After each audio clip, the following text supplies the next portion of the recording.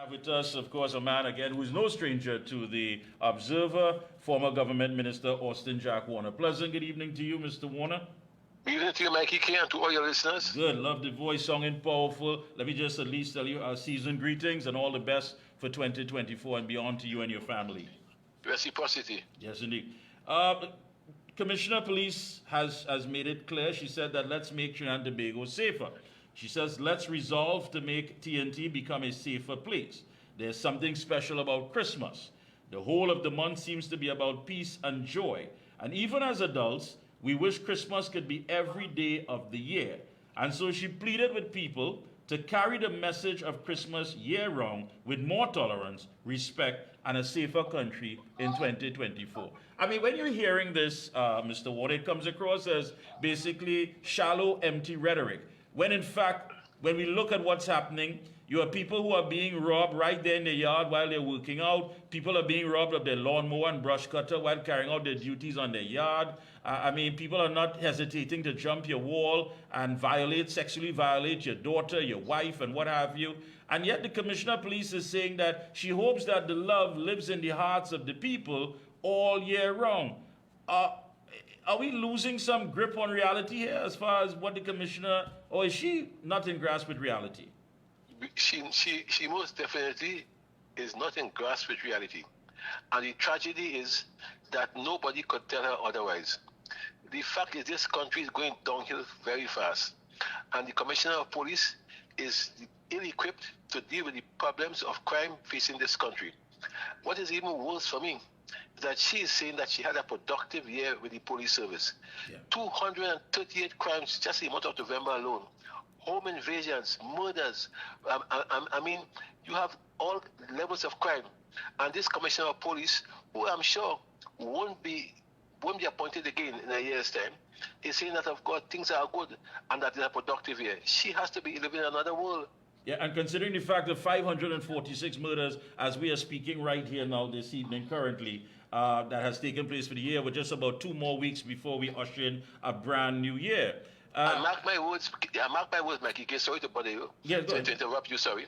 But if the murder rate is under 600, she will say it's because of her leadership, because of police tactics, because of all kinds of nonsense, except the fact that the murder rate is low because of other reasons. She has not held a grip on this country. And it's sad to say that as the first full-time police commissioner, she has been an abysmal failure.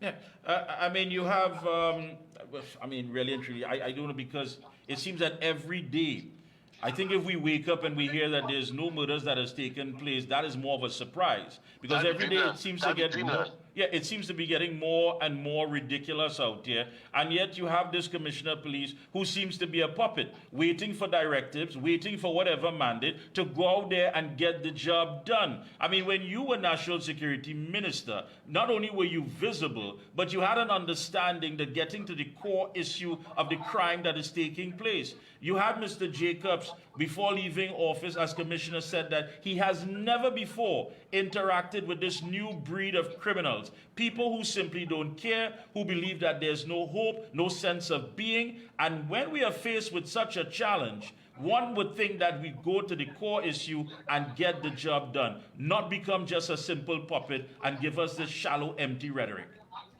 You see, my point, Mikee K, is that the country gets the government it deserves, and the government gets the police commissioner it deserves. They appointed Hayward Christopher because she's a puppet of the government.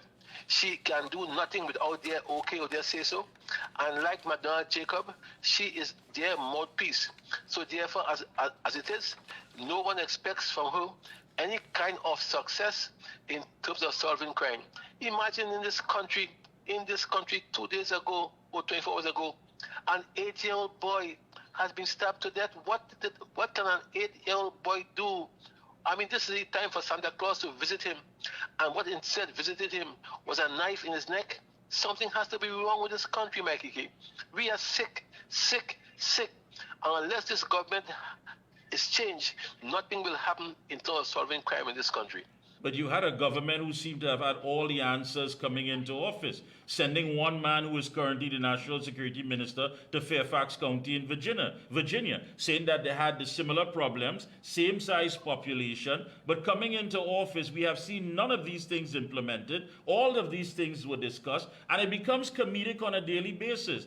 On Republic Day, Anthony Michael Smith, who went missing before his trial ended, removed his electronic monitoring device while on bail, and he gone. He take off.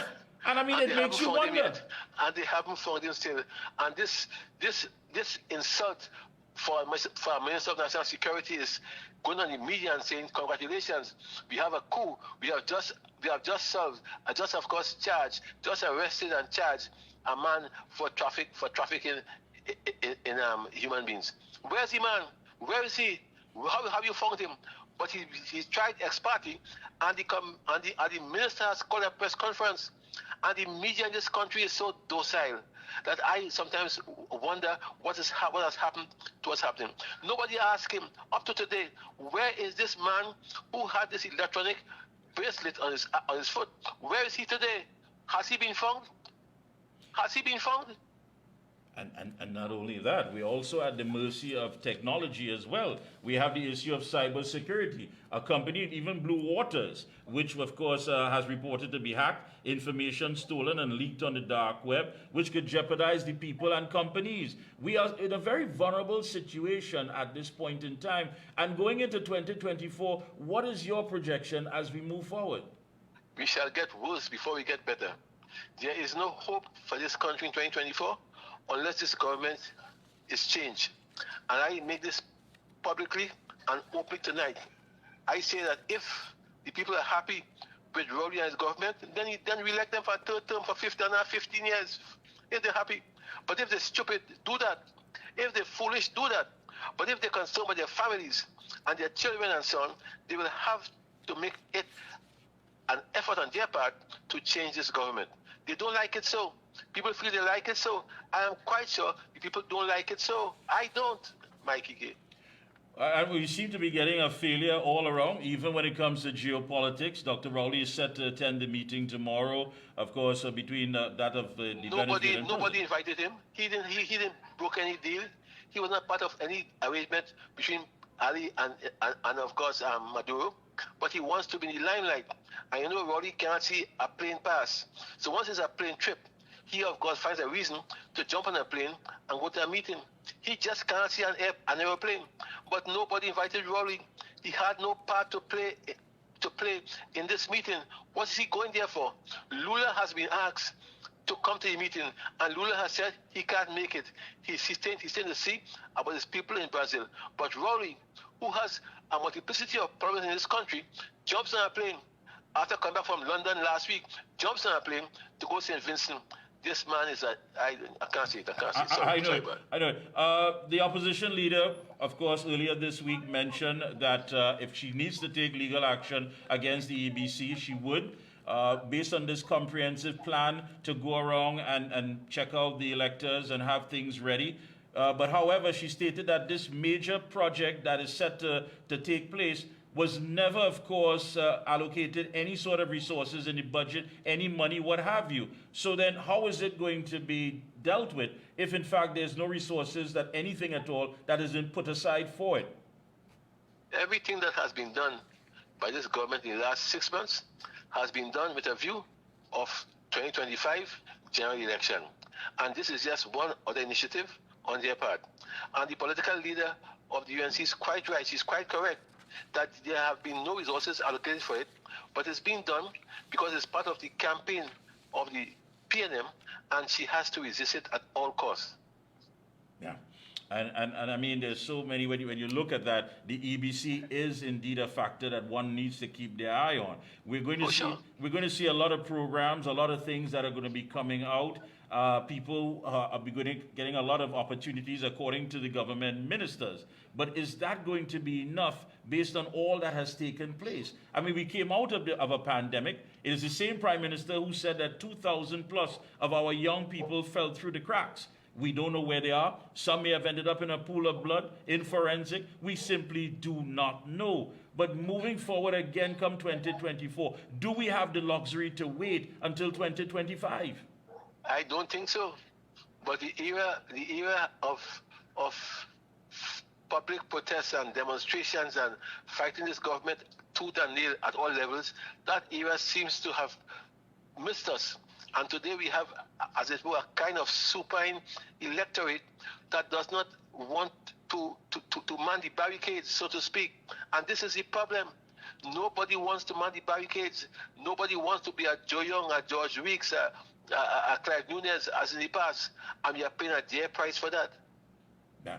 And of course, any closing comments, as well as I know that tomorrow you're going to be in Arima with the Yes, UNC. tomorrow I'll be in Arima, and I'll be telling Arima what they have to do to win Arima. Right. And mark my words, if they follow what I tell them tomorrow, they shall have victory in 2025. Yeah.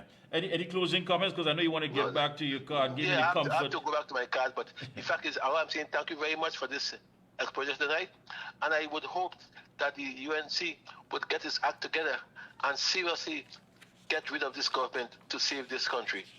Thank you so much, Mr. Warner. Again, all the best to you and your family for the season, and a happy new year as well. Thank you indeed. Right, no problem. Yeah.